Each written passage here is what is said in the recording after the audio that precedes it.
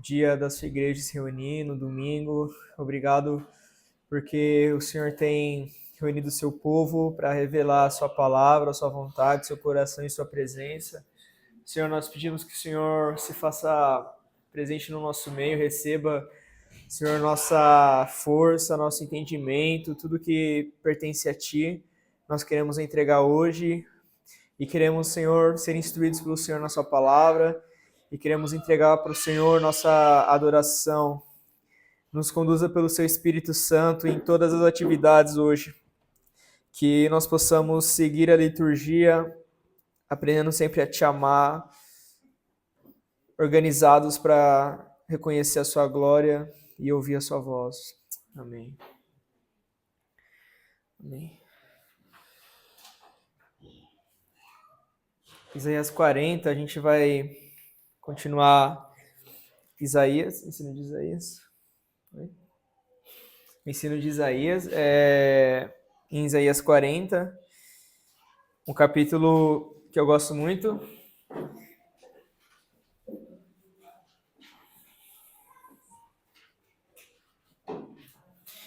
Eu considero esse texto ele fácil de entendimento, mas eu não quero ser leviano, eu quero tentar pontuar o necessário para vocês aqui. Então, em Isaías 40, a gente vai ver um convite do Senhor para uma voz clamar do deserto uma mensagem. Então, a gente sabe, recapitulando, que todo texto profético abordado aqui na escola é para a finalidade do entendimento do que o Senhor vai fazer no fim. E Isaías 40 fala de uma mensagem que a gente começa a ver ela em João Batista, a gente vê esse personagem, essa figura, esse homem que nasce, cresce, é cuidado ali no deserto, e quando perguntam quem ele não fala o próprio nome, né? Ele não se identifica ali como uma pessoa, uma figura que se importava com ele mesmo, né? Com a própria reputação ou com a fama. Ele se apresenta como Isaías 40, ele se apresenta como essa voz que clama no deserto. E eu queria hoje ver com vocês os aspectos dessa mensagem, para que nós possamos ser, no fim dos tempos, essa voz.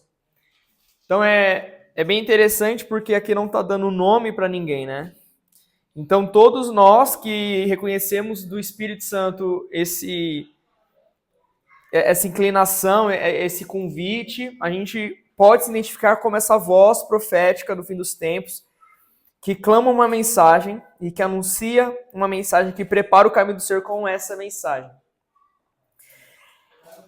E eu estava falando com o Dani, que é simplesmente o diretor de todo esse conteúdo que a gente está compartilhando aqui.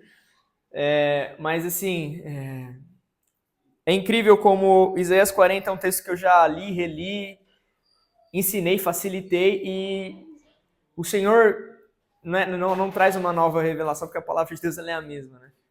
Não traz outro significado, mas traz um entendimento mais profundo, mais maduro.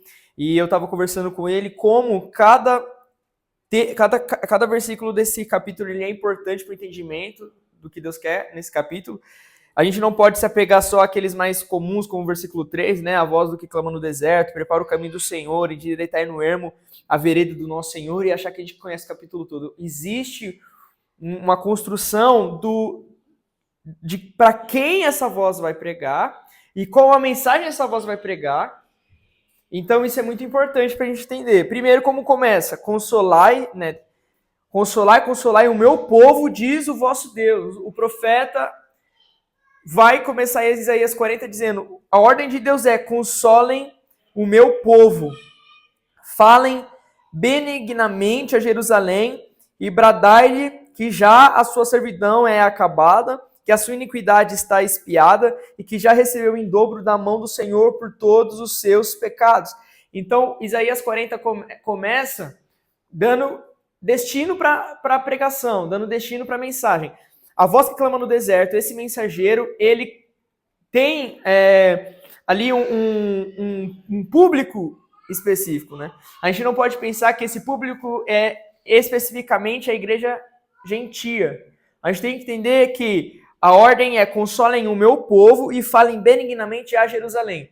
Então, principalmente no fim dos tempos, nós vamos ser direcionados a pregar um evangelho que não é o evangelho que foi diluído na cultura gentia, mas é o evangelho do Cristo judeu, é o evangelho do Deus de Israel. E esse evangelho inclui gentios no plano, inclui gentios salvos em todo esse contexto, e não deixa de lado um povo que não simplesmente foi escolhido, mas foi criado por Deus, uma nação criada por Deus.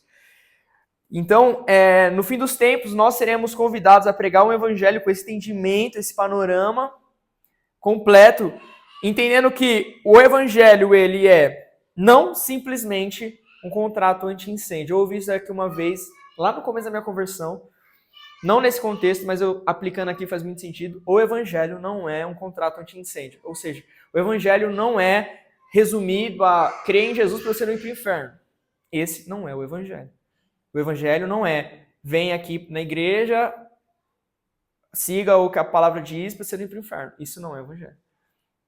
O evangelho é um Deus que criou, é um Deus que se relaciona, é um Deus que tem um plano para o futuro, e o plano futuro desse Deus é descer na terra, é governar em um local geográfico específico, e ele vai governar toda a terra a partir desse lugar, e é a partir de Jerusalém.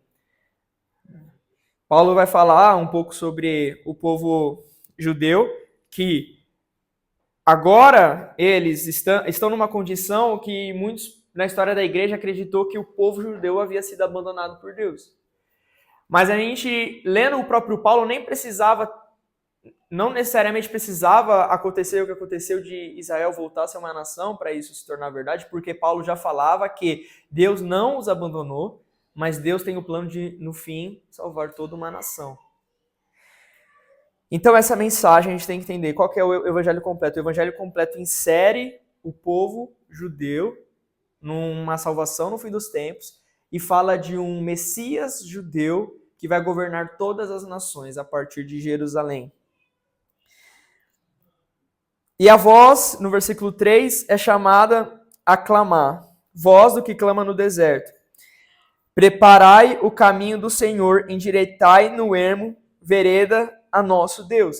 Embora a gente já viu em outros capítulos que vai existir estradas físicas para o povo de Deus passar, esse caminho é um caminho mais de caráter espiritual, não é necessariamente um caminho como a gente viu, de um caminho para que o povo de Deus reunido de diversas nações voltem para a terra. Esse caminho físico vai existir, mas é um caminho que Deus prepara para o seu povo. Entrar em segurança na terra prometida, a gente vê que esse lugar é um caminho onde não vai ter ameaça de animais selvagens, é um caminho onde o iníquo não vai andar, o ímpio não vai andar, mas esse caminho é a voz que prepara, e é um caminho no qual o Senhor vem. Então, Mateus 25, a gente recorda que a questão da lamparina estar acesa é uma questão de iluminar o caminho do noivo que vem em direção à noiva.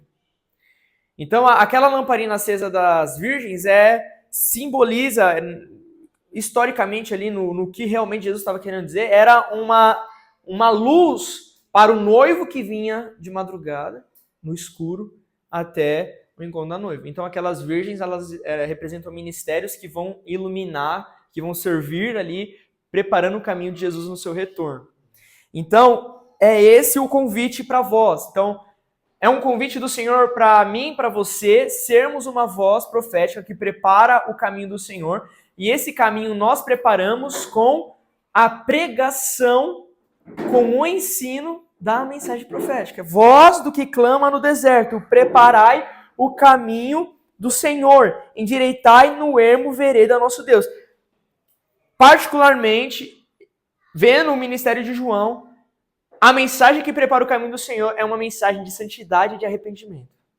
É uma mensagem que convida o ouvinte a se preparar para aquele que breve vem. Na parábola de Mateus 25, a parábola de Mateus 25, Quando Jesus fala dos talentos, em Lucas, que registra a mesma parábola, fala de um rei que deixou o que era dele e voltaria para governar. E fala de pessoas que não queriam o governo deste rei. Então, preparar o caminho para o Senhor voltar é preparar corações que o amam e anunciar uma mensagem de convite e arrependimento daquele que é santo, daquele que preparando aquele que ouve para o que é santo, para aquele que vem. E isso a gente vê em João Batista, né? João Batista, ele olha e ele tem uma mensagem bem prática, né? De justiça, para ninguém roubar, para não oprimir, para os guardas não oprimirem, enfim. Então existe uma mensagem prática de uma vida íntegra, justa e um convite para o arrependimento. Preparai o caminho do Senhor. E o caminho do Senhor Jesus, preparar o caminho para a volta do Senhor Jesus é especificamente isso. É pregar a mensagem deste reino vindouro. Um reino que ainda não está estabelecido plenamente. Nós cristãos não vamos, segundo a interpretação bíblica literal, nós não vamos conquistar política, cultura, nós não vamos conquistar essas áreas hoje, essas esferas hoje, porque a gente entende que o governo do Senhor ele é parcialmente manifesto, ou seja, é um reino que a gente já prova pelo sacrifício de Jesus na cruz, mas a gente ainda vê a iniquidade, a gente ainda vê o pecado no mundo, a gente ainda sofre por causa do pecado. É um reino que já é real, mas que ainda não está estabelecido plenamente. E quando essa voz clama, quando essa voz prepara o caminho, essa voz prepara o caminho desse futuro governo. É uma mensagem que toca o coração daquele que ouve, com o objetivo de fazer aquele que ouve amar o futuro rei. Isso é preparar o caminho de Jesus. Falando no contexto eclesiástico, é fazer a igreja amar mais Jesus. Falando no contexto que a gente vive aqui, é fazer o irmão que vem para a igreja não vir pela religiosidade, não vir para bater cartão, não vir por vir, mas vir por amor, amar Jesus, aguardar Jesus, esperar Jesus. E para o ímpio, é você clamar uma mensagem com a esperança de que o Espírito o convença, que ele se arrependa, que ele venha a ser salvo e que ele venha a conhecer o rei que vem. Todo vale, versículo 4, todo vale será exaltado e todo monte e todo outeiro serão abatidos, e o que está torcido se endireitará, e o que é áspero se aplanará. Versículo 4 dá uma visão. Eu amo ler a Bíblia de forma literal, histórica, gramatical, mas a gente tem que reconhecer quando fala de caráter espiritual. Versículo 4 vai falar vales, né, depressões atingindo um nível de planície, montes atingindo o mesmo nível de planície, o que é torto se endireitando, e isso traz muito a representação do que a mensagem desse mensageiro vai causar, que é o arrependimento. Então, o objetivo da mensagem é nivelar, né, deixar o que está torto reto, o que está áspero plano, o que está em depressão menos do que é elevado, o que está acima do que é rebaixado ao que realmente deve ser. Então é uma representação do conserto de Deus a partir de uma mensagem, de um convite para uma mudança, para uma atenção daquele que é santo e o que ele tem para fazer, o que ele espera. O versículo 5 vai trazer qual é o objetivo da voz. Tá? A voz que clama não tem o objetivo de ser reconhecida pela sua mensagem. A voz que clama não tem o objetivo de ser aclamada pela sua eloquência. A voz que clama não tem o objetivo de fazer o seu próprio nome ou o seu próprio ministério. A voz que clama, todo aquele que no seu coração sente alegria e prazer, ama a volta de Jesus, quer preparar o caminho do Senhor Jesus, quer pregar a mensagem da volta do Senhor Jesus e quer fazer parte, quer se identificar como João Batista se identificou como a voz que clama no deserto, essa pessoa tem no seu coração um só objetivo e no seu coração um só anseio: a glória do Senhor se manifestando. Então, a luz que brilha no fim dos tempos não é a luz de ministérios dos padrões humanos. A luz que brilha no fim dos tempos é a luz de pessoas que abandonam o benefício pessoal a partir do ministério, a partir da pregação da mensagem, abandonam a fama, abandonam o desejo de ser reconhecido pelos outros e abraçam o desejo da glória de Deus. Homens que muitas vezes não vão ser reconhecidos pela história, homens que não querem ser reconhecidos pela história. Homens que são fiéis no contexto local onde estão inseridos, pregando com fidelidade a mensagem do retorno de Jesus. E qual que é o anseio do seu coração? A glória do Senhor se manifestando. A conclusão do versículo 5 é: e a glória do Senhor se manifestará, e toda a carne juntamente verá que foi a boca do Senhor que disse isso. Qual é o desejo do nosso coração? Um desejo do nosso coração deve ser ver a glória de Deus. E quando a gente quer ver a glória de Deus, a gente não anseia roubar essa glória, não anseia roubar essa atenção. Um amigo do noivo, que é um termo muito usado, que o próprio João Batista se autodenomina amigo do noivo, ele usa um personagem que não tira proveito nenhum no relacionamento entre a noiva e o noivo. O amigo do noivo, ele era eunuco. O amigo do noivo, ele era uma pessoa que não podia representar ameaça para o noivo. Amém? Essa voz que clama, essa pessoa carrega essa mensagem profética, não pode trazer ameaças ao noivo. O que é uma ameaça ao noivo? É quando eu, na minha posição, no meu pastoreio, na minha liderança, na minha oportunidade de pregar, na minha oportunidade de discipular, falar sobre a vida de alguém, eu não roubo a atenção de Deus. Eu não quero os anseios da pessoa que me ouve, eu não quero a aprovação, eu não quero que ela me ame, eu não quero que ela me exalte, eu não quero isso. Eu quero que ela me escute e ame mais Jesus. Eu quero que ela me escute e veja mais Jesus. Eu quero que ela me escute e se parecer mais com Jesus. Eu tenho que ser um eunuco. Eu não posso ter desejos pela noiva. Eu não posso ter anseio pelos benefícios que a noiva pode me dar. Eu tenho que ser alguém que se importa somente com o noivo. O eunuco não queria benefício no relacionamento entre a noiva e o noivo. Ele servia como intermediário. E nós precisamos ser esses que servem Jesus, servem a noiva e não querem benefício nenhum desse relacionamento. Não querem interferir nesse relacionamento, não querem estar no meio desse relacionamento. Versículo 6. Voz que diz, clama, e alguém disse, que hei de clamar?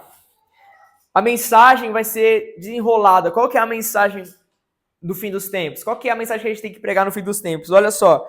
Toda carne é erva, e toda a sua beleza como as flores do campo. Seca-se a erva e caem as flores, soprando nelas o hálito do Senhor. Na verdade, o povo é erva. Seca-se a erva e caem as flores, mas a palavra do nosso Deus subsiste eternamente. A gente lembra do quê? Que Jesus fala, né? Céus e terra passarão, mas as minhas palavras não passarão. Isso daqui, eu acredito que existe duas aplicações. Primeiro, para os servos de Deus como uma mensagem de esperança. Quando tudo estiver difícil, quando nós estivermos no tempo de grande aflição, e isso daqui você tem que considerar com muita seriedade. Você não pode ouvir, simplesmente querer a próxima informação. Você tem que considerar isso. Nos dias de grande aflição, porque se ainda estivermos vivos para ver Jesus voltar, que é o que todo mundo quer ver Jesus voltar, temos que nos preparar para os 3 anos e meio que antecedem a sua vinda. E nos dias de densas trevas, a igreja vai se lembrar de que o povo da terra é erva, que a sua beleza são como as flores do campo, mas as flores do campo caem, mas a beleza de Jesus, a palavra de Jesus, a glória de Jesus, não passam, não mudam, não são alterados. E é importante porque no tempo de aflição, o que é que faz a gente permanecer no Senhor é a certeza de que Ele não mudou. O que faz a gente passar por tempos de tribulação e tempos de dificuldade é saber que a gente sofre sempre a tentação de mudar diante da circunstância, mas ele não muda. E então, quando a gente ouve a palavra do nosso Deus subsiste eternamente, é uma palavra de esperança para aqueles que aguardam nessa palavra. Porque no fim dos tempos, sala de oração não é uma coisa que nasceu para acabar depois de um tempo porque passou. Sala de oração é algo que foi idealizado no coração de Deus. Sala de oração acontece eternamente nos céus, com anjos, seres viventes olhando a glória de Deus, jogando suas coroas, os anciãos jogando suas coroas aos pés desse Deus, tocando suas harpas diante desse Deus. Isso se estendeu para a terra. Davi entendeu que a tenda da habitação de Deus era um lugar não só para ministração de sacrifício, mas também de canção, um lugar de revelação, um lugar onde os mais lindos salmos foram gerados, foi no lugar da tenda de Deus. Então esse lugar é o lugar que a igreja vai estar também no fim dos tempos. A igreja vai estar abrindo a sua Bíblia e orando a sua Bíblia. Não basta ler a Bíblia. Ler a Bíblia vai te trazer conhecimento. Orar a Bíblia vai te trazer discernimento, intimidade com o Espírito Santo para saber como a Bíblia se aplica, como você precisa reagir à palavra de Deus. Se você se matricular agora numa faculdade de teologia, vai ter ateu te ensinando matérias na faculdade de teologia. Ler a Bíblia é essencial. É importante. Orar a Bíblia, mais ainda. Porque quando você ora a Bíblia, você se relaciona com a verdade de Deus. Você sai da questão literária, de ser apenas um livro, e vai para a parte da Bíblia que ela é a palavra de Deus, a vontade de Deus, o coração de Deus revelado. Então, no fim dos tempos, a igreja vai estar orando a palavra de Deus e ela vai precisar lembrar que a palavra de Deus ela não muda. Quando a gente estiver na grande tribulação, o que a gente vai precisar lembrar? Do que Daniel disse. Que o reino dado a este homem será por um momento. Mas o reino do Filho do Homem que se apresenta ao Senhor de dias, esse reino é eterno. A igreja vai precisar lembrar da palavra de Deus e saber que ela não muda, que ela não sofre alteração, que ela é a mesma. E esse fato também serve para o ímpio, advertindo o ímpio que conforme o tempo muda, conforme as estações mudam, conforme o nosso coração muda, a palavra de Deus ainda é a mesma. Ah, mas a igreja do século passado pensava assim, a igreja do século atual não pensa. Independente de como pensava e de como pensa agora, a palavra de Deus ela é permanente. A palavra de Deus ela é imutável. A palavra de Deus ela é soberana. A palavra de Deus ela não muda. Céus e terra passarão, mas a palavra de Deus permanecerá para sempre. Tu, anunciador, versículo 9, tu, anunciador de boas novas a Sião, sobe a um monte alto. Tu, anunciador de boas novas a Jerusalém, levanta a voz fortemente, não temas e dize à cidade de Judá, eis aqui está o vosso Deus. Eis que o Jeová virá como o forte, e o seu braço dominará. Eis que o seu galardão vem com ele, e o seu salário diante da sua face. Como pastor apacentará o seu rebanho, entre os braços recolherá os cordeirinhos e os levará no seu regaço. As que amamentam, ele as guiará mansamente. Amigos, esse é o evangelho. O mensageiro irá olhar para Sião, o mensageiro irá olhar para Jerusalém e ele falará, o seu rei, ele está vindo com força. O seu rei, ele está vindo com braço forte. Ele vem com um galardão. Ele vem com o salário. Então, quem lê a Bíblia, quem ora a Bíblia, consegue olhar para as notícias e discernir as notícias a partir do que ele lê na Bíblia. Quem não lê a Bíblia, deixa as notícias guiar ele de forma bem aleatória.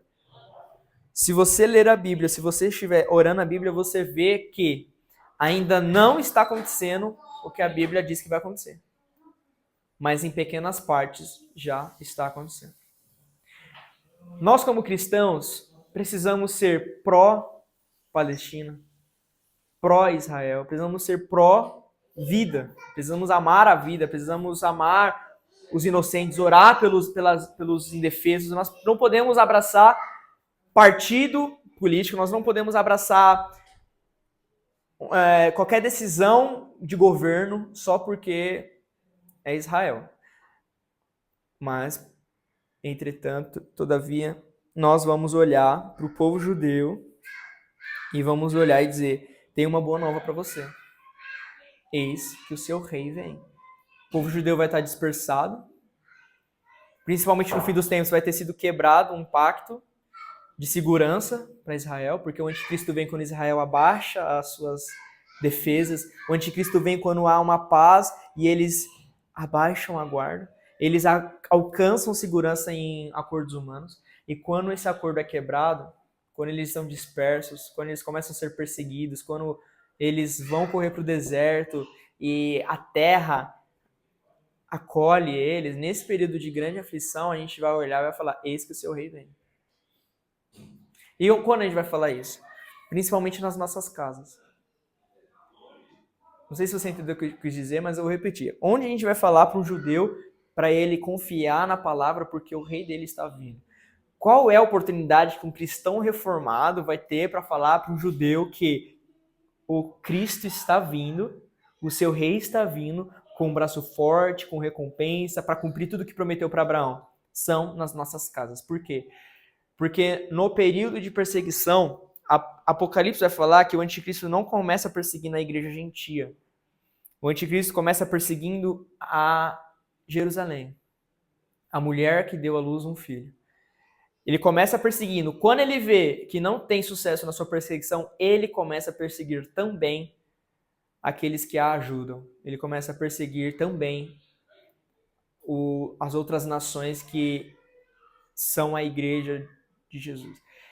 Então, a gente vai ser quem Deus vai usar na terra para acolher judeus em perseguição. Então, na sua casa, quando você abrir a porta da sua casa para receber judeus, você vai poder ter a oportunidade de tomar um café da manhã com um judeu e falar assim: eis que o seu rei vem.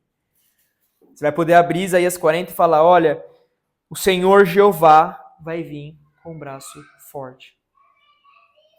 E a gente já tem maturidade suficiente, principalmente maturidade bíblica, para saber que Deus ele não vai fazer isso só com Israel. Deus ele vai avivar o Egito, vai chamar a Síria de obra das suas mãos, meu povo. Então a gente sabe que Deus ele não é um cristão da internet, né? Que só pode escolher um lado, e Deus não é o evangélico da internet que fica comentando contra esquerdista, contra palestino. Não, Deus é um Deus santo, poderoso, que no fim dos tempos vai chamar Egito e a Síria obra das suas mãos. Deus vai trazer um avivamento para o Egito. Deus vai salvar pessoas da Síria.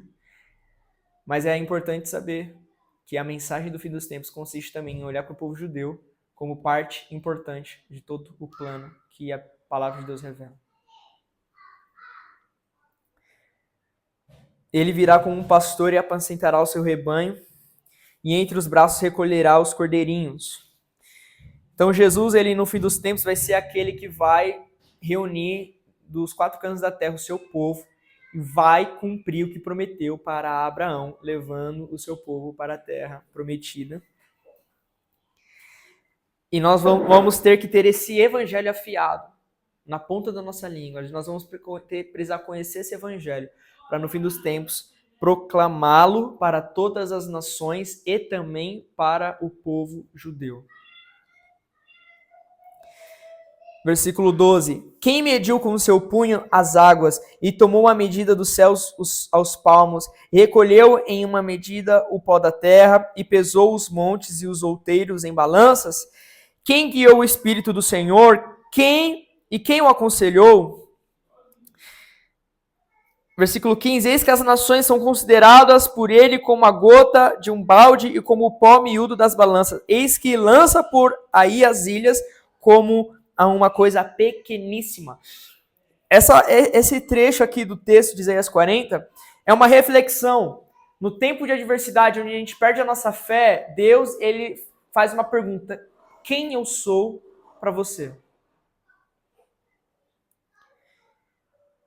Quem é que mediu as águas com a mão? Quem é que mediu os céus com a mão? Quem é que conseguiu pesar os montes e o pó da terra numa balança. Quem é que aconselhou o Espírito Santo? Então, há uma reflexão aqui na palavra de Deus de quem é Deus. A gente vê isso também em Jó, né? Quando Jó ele se coloca numa posição ali de questionar Deus e tudo mais, Deus ele faz uma reflexão sobre todo o seu poder, sobre toda a sua glória. E nós, no fim dos tempos, não podemos esquecer, desde agora não podemos esquecer quem é o nosso Deus, quem é o nosso Senhor. Não pode haver sombras de dúvidas de quem Ele é no momento de grande adversidade. O Espírito Santo será derramado, Ele vai avivar a igreja, Ele vai auxiliar a igreja na fé, no amor, na perseverança. E existe o convite para aquele que está fraco, abatido. Quem é semelhante ao nosso Deus? Quem é semelhante àquele que prometeu tudo o que estamos esperando? Quem é que poderia, no lugar dele, cumprir tudo o que estamos aguardando com tanta esperança? Versículo 15 vai falar que as nações são consideradas por ele como a gota de um balde. E ele joga elas de um lado para o outro como uma coisa pequeníssima. Salmos 2 fala que as nações vão se irar contra o Senhor. Isso pode ser um problema para o cristão evangélico atual que precisa de um presidente que o represente no governo. Talvez isso seja um problema para ele. Mas no fim dos tempos, não vai ter política que garanta os desejos pessoais de um cristão. No fim dos tempos, haverá somente a esperança de que Jesus, ele é superior às nações e os seus governantes. Salmos 2 vai falar que as nações vão se irar contra o Senhor, mas no seu trono Deus vai rir das nações. Deus vai rir das nações. A gente não precisa garantir um estado cristão, a gente precisa garantir uma fé em Jesus que vem. A gente precisa garantir a nossa fé naquele que olha as nações e as ilhas da terra como uma coisa pequeníssima. E quando ele vê as iras das nações contra ele, ele ri.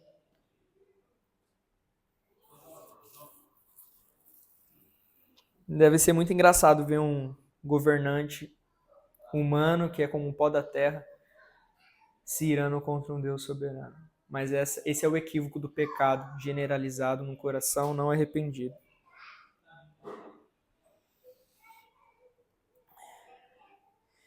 Versículo 18 conclui essa reflexão. A quem, pois, farei semelhantes a Deus, ou com quem o comparareis? Então, a gente vai precisar sempre ter a soberania desse Deus judeu na nossa frente.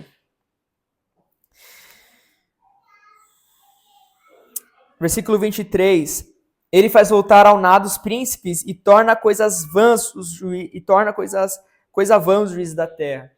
Então, aqueles homens ímpios que vão se assemelhar ao anticristo, falar com arrogância, que vão blasfemar contra o nome de Deus e que vão odiar tudo que é de Deus, estes a gente tem que lembrar que são como nada e vão voltar ao nada e vão se tornar coisas vãs, e vão se tornar como uma coisa vã diante do nosso Deus. Precisamos nos lembrar do poder de Deus, da fidelidade de Deus e que ele não vai ser parado por ninguém na conclusão do seu plano. É muito importante isso para nós nos mantermos de pé no fim dos tempos. Ninguém pode parar o nosso Deus. Ninguém pode impedir o nosso Deus. Ninguém pode entrar na frente daquele que vem de Edom com as suas vestes manchadas de sangue. Ninguém pode se colocar na frente dele e pará-lo. Ninguém pode ir contra os seus decretos. Ninguém pode fazer um montim contra ele.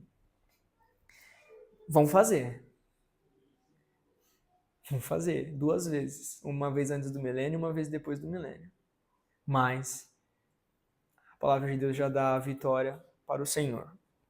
E a segunda vez é bem rápida, é só fogo caindo do céu.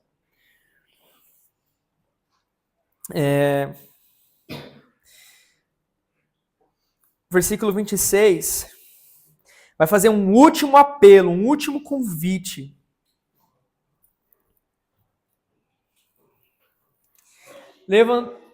Levantai ao alto os olhos e vede quem criou essas coisas, quem produz por conta o seu exército, quem a todas chama pelo seu nome, por causa da grandeza das suas forças e pela fortaleza do seu poder, nenhuma faltará. Cara, Deus, ele olha para o exército de estrelas nos céus e não se esquece do nome de nenhuma delas. Sabe por que Deus está falando isso? Porque no fim dos tempos nós vamos precisar olhar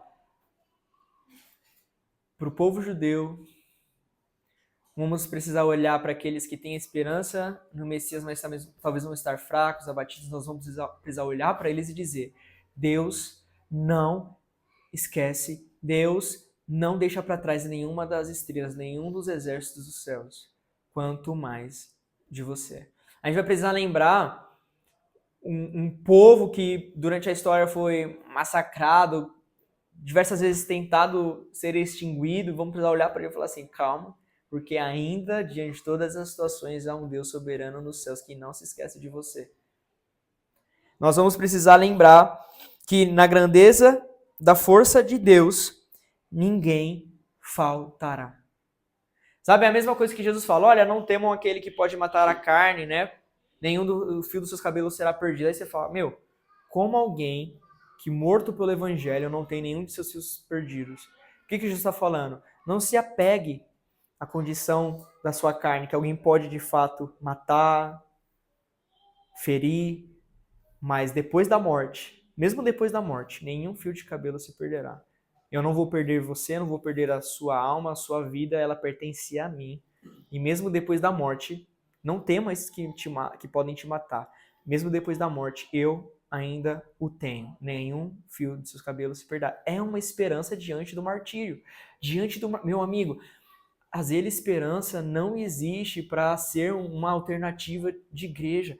Às vezes esperança existe para sermos discipulados numa mensagem que consiste em se prepara para morrer por Jesus, cara. Se prepara, sério, na moral, você tem que acordar de segunda, seu devocional tem que ser: Senhor Jesus, eu quero amar menos a minha vida e eu quero ver a sua glória. Isso significa que eu posso morrer antes de ver a sua glória rasgando os céus, e eu posso morrer antes de você vir à terra. A gente precisa ser cristão de verdade, cara. Não dá para ser o evangélico passivo, não praticante, né? Que isso não existe, não dá para ser isso. Tem que ser, nós temos que ser aqueles que seguem Jesus, a sua palavra, de todo o nosso coração. E no nosso devocional a gente tem que lembrar que se eu quero que ele volte, se eu canto que eu quero que ele volte, se eu coloco Maranata na minha rede social, se eu canto Maranata, eu tenho que estar pronto para o que vem antes da sua vinda. E eu tenho que desejar mais ele do que minha própria vida. Não podemos entregar a nossa vida por qualquer coisa. É por isso que precisamos ser lembrados pela voz profética. Quem é esse Deus? Quem é que nós estamos esperando? Vale a pena padecer por ele. Vale a pena esperar por ele. Olha só, ele continua. Porque, pois, dizes, ó Jacó, e tu falas, ó Israel, o meu caminho está encoberto ao Senhor, e o meu juízo passará de largo pelo meu Deus. Na adversidade, a grande questão do crente é: Deus me esqueceu. Onde está Deus? Na catástrofe do Rio Grande do Sul, onde está Deus? Quando meu filho se desvia e não anda nos caminhos que ensinei ele, onde está Deus? Quando o meu salário não chega e as contas atrasam e eu sou mandado embora, onde está Deus? É a questão natural do homem. Onde está Deus? Será que Deus não se esqueceu de mim? Será que Deus não me vê? E Deus fala: olha Jacó, olha Israel, vocês perguntam: será que o meu caminho está encoberto ao Senhor? Será que o meu juízo passou de largo pelo meu Deus? Aí Deus responde. Isso aqui você pode aplicar para a sua vida comum, para as mazelas do dia a dia, claro. Mas isso daqui está falando de um tempo como nunca se viu antes e nem nunca vai se ver depois. Jesus disse que a grande tribulação é um tempo que a gente não sabe comparar ele a nada, porque não teve nada parecido. A gente sabe imaginar ele, né? A gente não consegue comparar nada do que já aconteceu, e depois daquele tempo nunca mais veremos algo parecido. Nesse tempo a gente vai precisar lembrar o versículo 28. Não sabes, não ouvistes que o eterno Deus, o Senhor, o Criador dos confins da terra, nem se cansa, nem se fadiga? Não há esquadrinhação do seu entendimento. Ele dá vigor ao cansado e multiplica as forças aos que não têm nenhum vigor. Os jovens se cansarão e se fadigarão, e os jovens certamente cairão. Mas os que esperam no Senhor renovarão as suas forças e subirão com asas como águias, correrão e não se cansarão, caminharão e não se fadigarão. A voz que clama do deserto, que prepara o caminho do Senhor Jesus, não é a voz que clama uma vez, Maranata, Ele está vindo. A voz que clama do deserto não é a voz que clama uma vez, se arrependa dos seus pecados, porque o Rei justo e santo está vindo. Não. A voz que clama do deserto e prepara o caminho do Senhor é aquela que discipula, pastoreia, lidera um povo que vai precisar se lembrar que Deus não se cansa, Deus não se fadiga, Deus ele dá força ao cansado, vigor ao cansado multiplica a força ao que não tem nenhum vigor.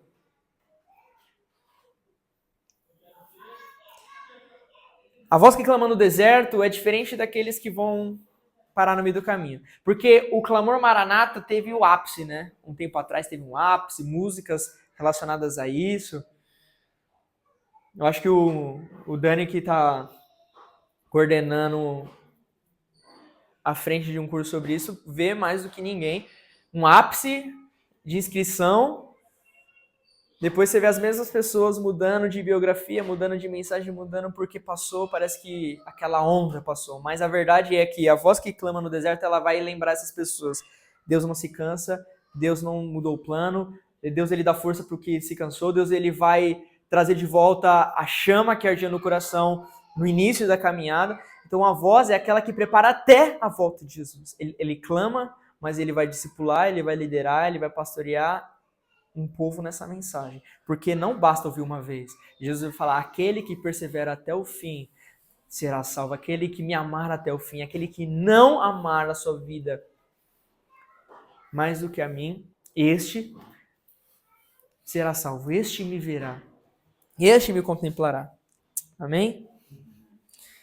Senhor Jesus, nós te pedimos que o seu Espírito Santo nos revele mais ainda o que ouvimos hoje, nos ajuda a compreender o seu evangelho de forma completa, nos ajuda a lembrar que o Senhor é um Deus que não se esqueceu das promessas feitas a Abraão, o Senhor é um Deus que não se esqueceu e não se arrependeu e não voltou atrás de tudo que a palavra diz. Nós somos um povo, Pai, que quer perseverar na sua palavra, esperar o Senhor com uma chama de amor que não se apaga. Senhor, visita o nosso coração com o seu Espírito Santo, nos trazendo força, vigor no meio da caminhada. Oramos pelos que perderam as forças, os que estão pensando em parar no meio do caminho, aqueles que por algum motivo não são mais cativados pela mensagem do seu retorno. Oramos que o seu Espírito Santo dê força, vigor, paixão e amor. Oramos para que nós possamos perseverar até o fim, no meio da dificuldade, no meio da adversidade. Oramos que o Senhor nos capacite na grande tribulação. Senhor, se for a nossa geração, a geração que irá passar por todas essas coisas, nós queremos te amar e pedimos, Espírito Santo de Deus, nos capacite no ensino, na pregação do Evangelho, nos discipulados nas casas, para que nós sejamos moldados à sua imagem e semelhança, e nós venhamos te amar com toda a nossa força, com todo o nosso entendimento, com tudo que nós temos, porque o Senhor é digno do nosso amor. Nós queremos você, Jesus, e não queremos te desejar um dia na semana, não queremos te desejar superficialmente, nós queremos ter toda a nossa vida afetada como a vida dos apóstolos foi. Queremos ser afetados pelo dia da sua vinda, pelo seu Espírito que nos prepara. Levanta, Pai, vozes no nosso meio, pessoas que vão clamar uma mensagem, que vão pregar uma mensagem, que vão encarnar essa mensagem, que vão abrir mão dos seus nomes, mão da sua reputação, mão da sua própria imagem, da sua autoimagem, para proclamar o seu nome, para edificar, Senhor Jesus, um louvor na terra, um povo que te ama. Senhor, nós oramos e abrimos mão de tudo que pertence a nós, para servirmos o Senhor. Levanta pessoas como João Batista no nosso meio, pessoas maduras e, Pai, fiéis à sua mensagem, no nome de Jesus. Amém.